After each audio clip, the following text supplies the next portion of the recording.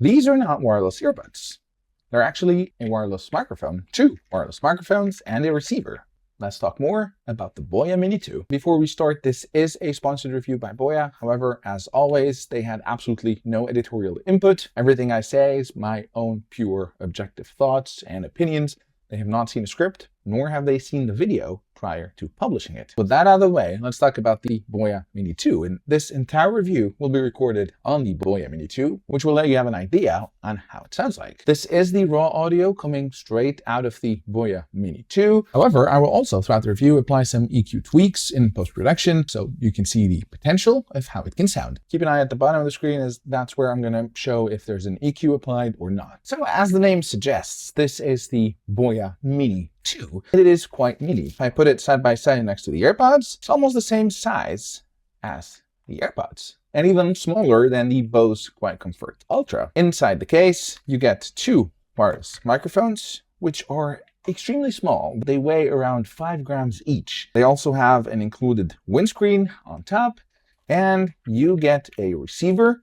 This is the USB-C receiver, but you can also get a Lightning receiver if your phone uses a Lightning port. And what I absolutely love about this is that you can store everything, the receiver and the two transmitters or the two microphones, in the case, and all you need to do is carry this case with you and you're good to go. And there's a few interesting updates from the original Boya Mini. Firstly, these now have 48 kilohertz and 24-bit sound, up from 16-bit on the original Mini. They also have a safety track for clip-free audio, which means if you're recording in mono, it's going to record a second track on the other channel, so on the left or right channel, which is a few decibels lower than the main track. And this is going to be your safety track. In case you peak or there's a sudden loud noise, you're able to recover that from the safety track. And perhaps what's more interesting is that these now have AI noise cancellation, and we will put that to the test in just a bit. Now, the fact that these have a USB-C or a Lightning receiver means you cannot plug them in directly into a camera, which is unfortunate. But if you do want to record on a camera like I'm doing right now,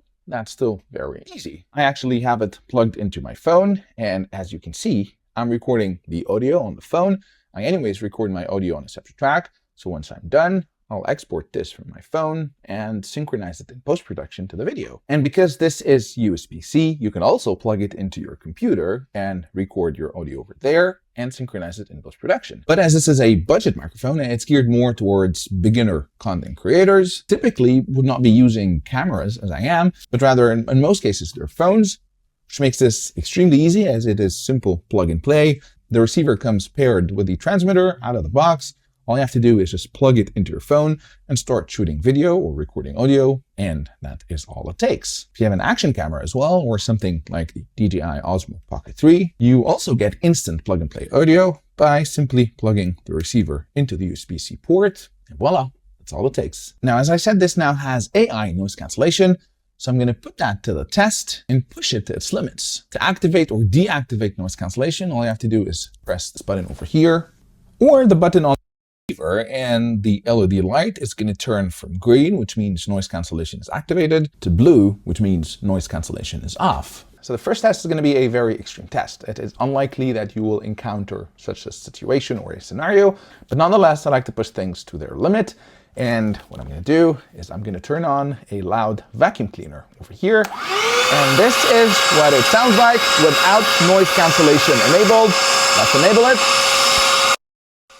And this is with noise cancellation enabled. This is extremely loud. Very, very loud. It's over 80 decibels loud. And despite that, you can still hear me quite well. But now for a more realistic noise cancellation test, let's head down to the streets. So I'm on the street actually with cars passing by. This is quite loud, and I'm recording on the DJI Osmo Pocket 3 with a built-in mic. Very bad. Let me plug in the Boya mic. And this is what it sounds like with a Boya mic. Much, much better. But hold on, let me turn on noise cancellation.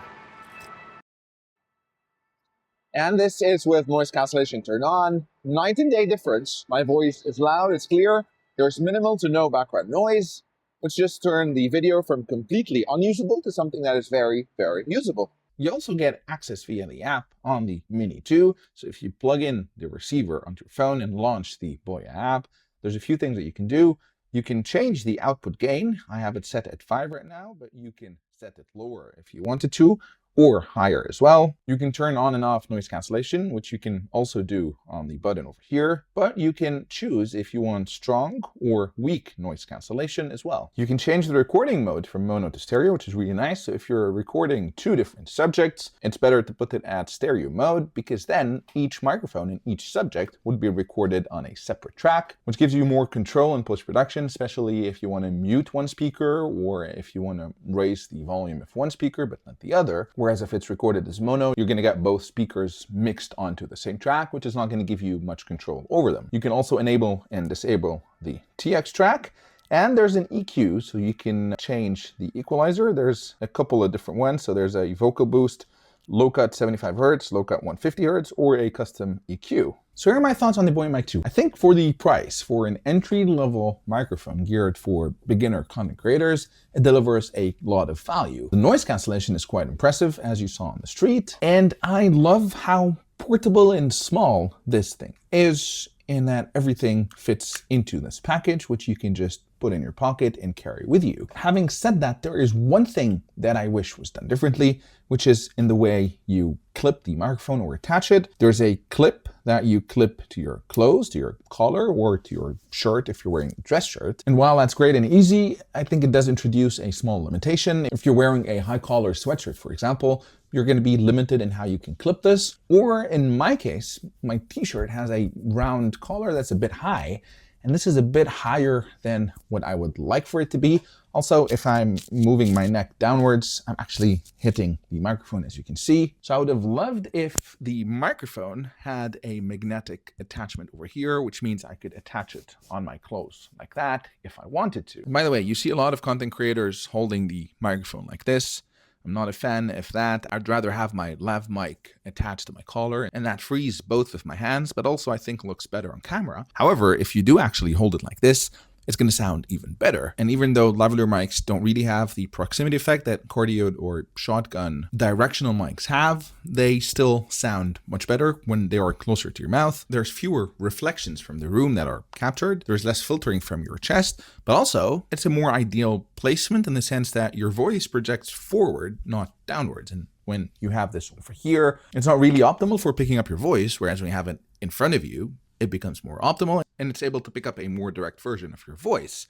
And as you can hear, it does sound much better. But back to the placement, as I was saying, I would have loved if there was a magnet over here to be able to clip it on your chest, which gives you much more versatile clipping or mounting options. But I discovered by chance that this is actually magnetic. So if you do have a magnet, and I happen to have magnets lying around, you can actually clip it on your chest. So if I do that, there you go. You got a much more versatile mounting option.